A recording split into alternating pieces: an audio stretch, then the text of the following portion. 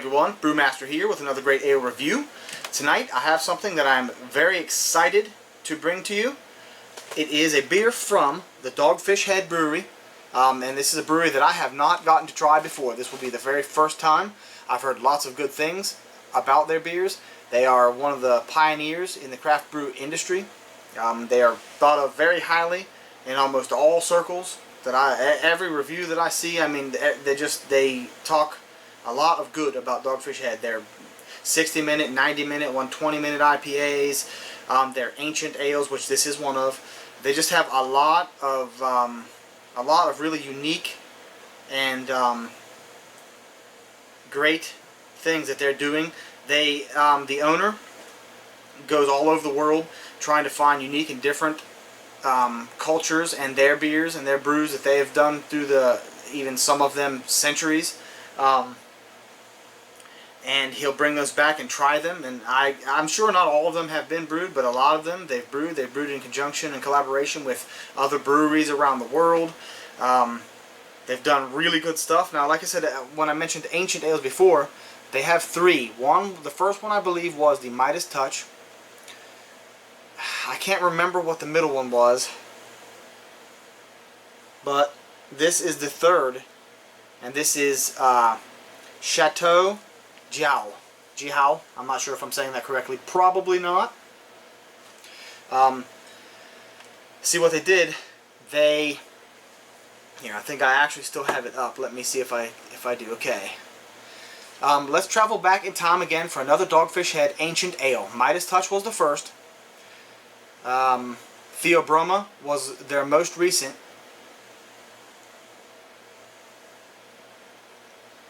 So I guess this one is in the middle. This isn't their newest one. Theobroma is the newest. But their destination this time was 9,000 years ago. In northern China, preserved pottery jars found in the Neolithic village of Jiahu in the Henan province have revealed that a mixed fermentation beverage of rice, honey, and fruit was being produced that long ago, right around the same time that barley beer and grape wine were being made in the Middle East. Fast forward to 2005, molecular archaeologist Dr. Patrick McGovern of the University of Pennsylvania Museum of Archaeology and Anthropology calls on Dogfish Head to recreate another ancient beverage, and Chateau Jiahu is born. In keeping with historic evidence, Dogfish brewers use orange blossom honey, muscat, grape juice, barley malt, and hawthorn fruit. The wort is fermented for about a month with sake yeast until the beer is ready for packaging. Now, I see no mention of hops, so that's another unique thing. So yeah, this beer pretty much it originates, probably not exactly, but the same ingredients and in the same fashion, I believe, as a beer that was from 9,000 years ago. So that is pretty awesome.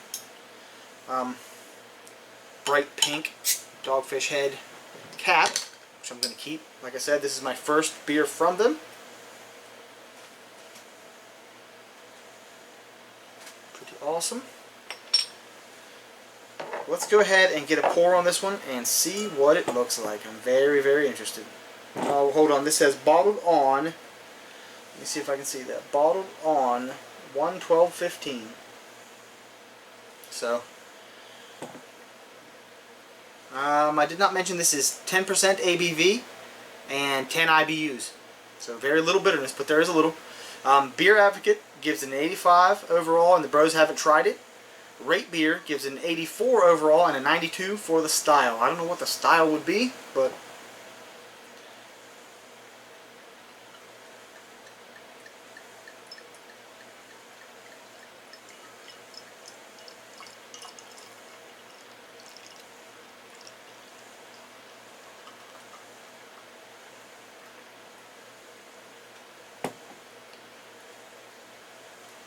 about 2 fingers of a slightly off-white rocky head, a nice orange, kind of a tangerine color, fair amount of carbonation, not too much though. I don't know if you guys can really get a good look at that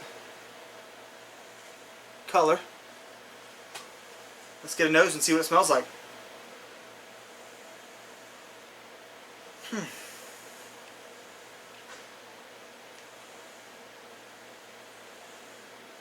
It's a very unique sort of a scent.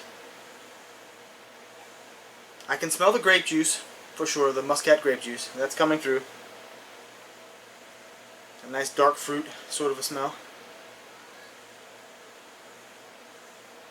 It smells a little sweet, probably from the honey. A little citrusy. There's a little bit of a bready, biscuity sort of a malt smell.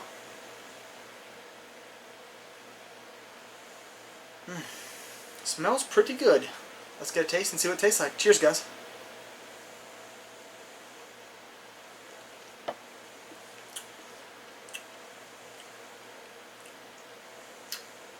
Well, the grape definitely comes through. Slightly sweet from the honey. That nice, I don't know, the round sort of like a, I don't know, a creamy sort of a mouthfeel that honey, I think, imparts in a beer. It's a nice, thick medium. You know, not quite a heavy, but pretty nice and heavy on the medium side.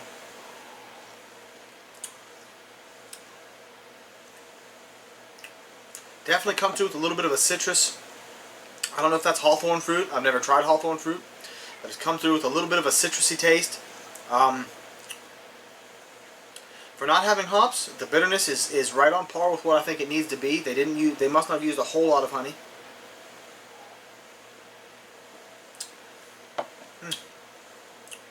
Really refreshing. I don't know. As you can see, I'm still in my work clothes. I have not changed since I got home. I was lazy about that today. Usually I change and try to look a little better for you guys, but I was waiting all day to try this one. I have to say, it impresses me. It's not the most complex ale. I figured it would be more complex. But what's there is just really delicious. Finish is really clean. Just a little bit of a bitterness. It's kind of like that citrusy sort of I don't know, there's the grape, but there's also like an orange or a tangerine juicy kind of a thing to the taste. Like it's like really juicy and refreshing. And the 10% ABV is, I say this about a lot of beers because sometimes you taste 10 or 11% and it's warm, you know, it's boozy. This is not at all, and this is even less so than a lot of beers. That heavy mouthfeel that it's getting, I'm sure, is coming from that 10%.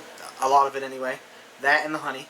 But beyond that, I would have said this was like 6 or 7%. This is really, really quaffable.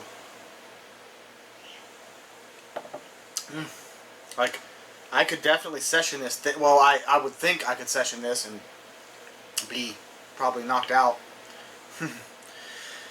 Well, my first foray into Dogfish Head was definitely not a disappointment. This is a delicious ale. I really want to try the others now.